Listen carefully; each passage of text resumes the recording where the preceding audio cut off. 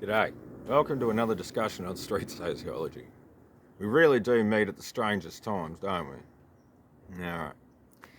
Today's topic is why there's not going to be a World War III. I mean, there's really not. Now, this is the second time I've had to do one of these videos, and kind of hard to believe it's come to that, but anyway, the situation between Russia and Ukraine. Now, before I get into it, the point of making this is to make abundantly clear there is no circumstance that could take place with this conflict that could lead to World War III. It's impossible. It's not going to happen.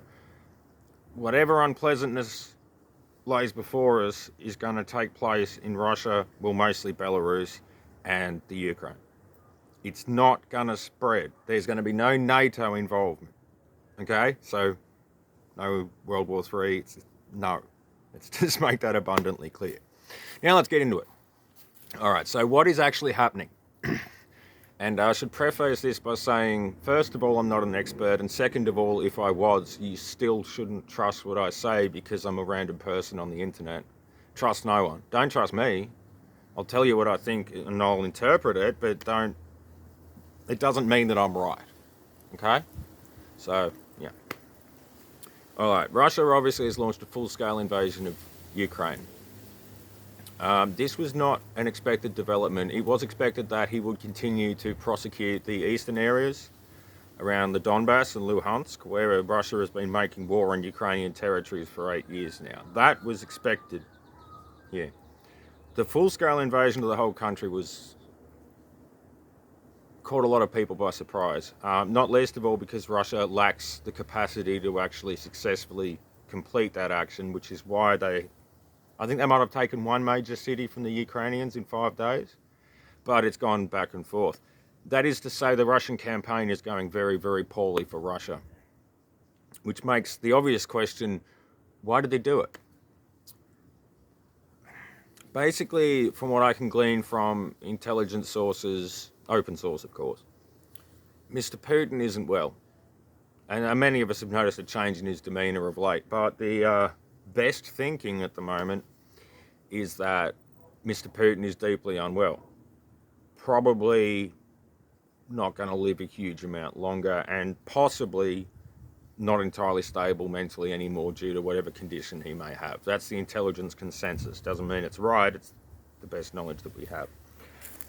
Which means the thinking is generally that Mr. Putin decided to launch this action so he might cement his legacy as the Russian leader who brought Ukraine back to Russia, part of the Soviet Union back in. I do suspect that's his thinking. However, the only one who actually knows the truth of that is the man himself. So neither me nor anyone else is entirely aware of the truth here, but that is the general consensus. Yes, in any case, it's a terribly short-sighted action from the Russians, pretty out of character for Mr. Putin, and is going to lead to financial ramifications for Russia that could potentially, how do I word this nicely, catastrophically damage their economy for decades. All right. Now, so we'll see what happens, but there is a bit of talk. I actually heard this from some friends of mine on Friday night over a couple of beers. The argument going around the Russian propaganda that because Ukraine was until 80 years ago part of the Soviet Union, that perhaps it is just that Russia invades, bombs hospitals, kills civilians, and takes it back because it used to be theirs. I had friends very strongly argue that to me, that we shouldn't care what happens to Ukraine because Russia once had dominion over it, so it's theirs. Do you know who Ukraine's been free for about 80 years since the war? Australia's been federated for 121 years. That's how long Australia's existed. Before that, it belonged to the British. If you're going to have the argument, it doesn't matter what Russia does to Ukraine because they used to own it, so it's theirs, you're also making the argument that it doesn't matter what happens to Australia from the Brits because it used to be British, so it's still British. So you're also arguing that the British should invade Australia, kill all of us, and take Australia back because it used to be theirs, which it was. Obviously, prior to that, it was owned by the indigenous folk and was taken over by the British, but yes. You're also arguing, if you think that Russia should take Ukraine back, you're also arguing in the same logic that Britain should invade Australia, kill us all, take it back. They should invade America, kill them all, take it back, because America used to be British. Same with Canada. Why don't we go and kill all them and take it back? That's an idiotic argument. You're supporting genocide. Next.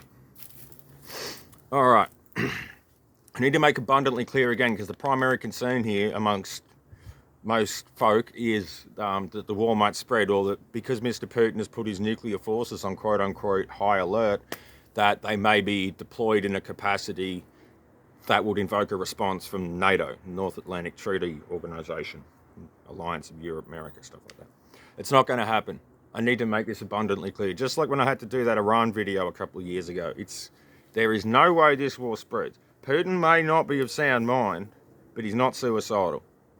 So please, for the love of God, I'm reading stuff about all these people having panic attacks and freaking out because they feel that nuclear war is edging closer. I don't know what's going to happen in the Ukraine and Belarus over the next few weeks. I really, really don't. But whatever does happen is not leaving those borders. So not one of you who can, is, or would ever see this should be remotely concerned about any sort of spread or World War III or nuclear situation. It's just not going to happen. Cool. All right, now, finally, you're seeing a lot of competing information in the media. This Russian narrative, the Ukrainian narrative, the Western narrative, my narrative in this case. Don't believe any of them. Don't believe me, the Russians, the Ukrainians, the Aussie Cossack or whatever you watch, QAnon, Fox News, CNN, everybody lies, everybody has an agenda. You know, and whether they realise it or not. That's why I am an unreliable narrator, because I have my own inherent biases. Believe no one. Trust no one. But take in all the information you can. Make the most logical conclusions. So, screw authoritarianism. Go democracy. And my final word on the matter, the people of Ukraine, Slava Ukraini. Street sociology.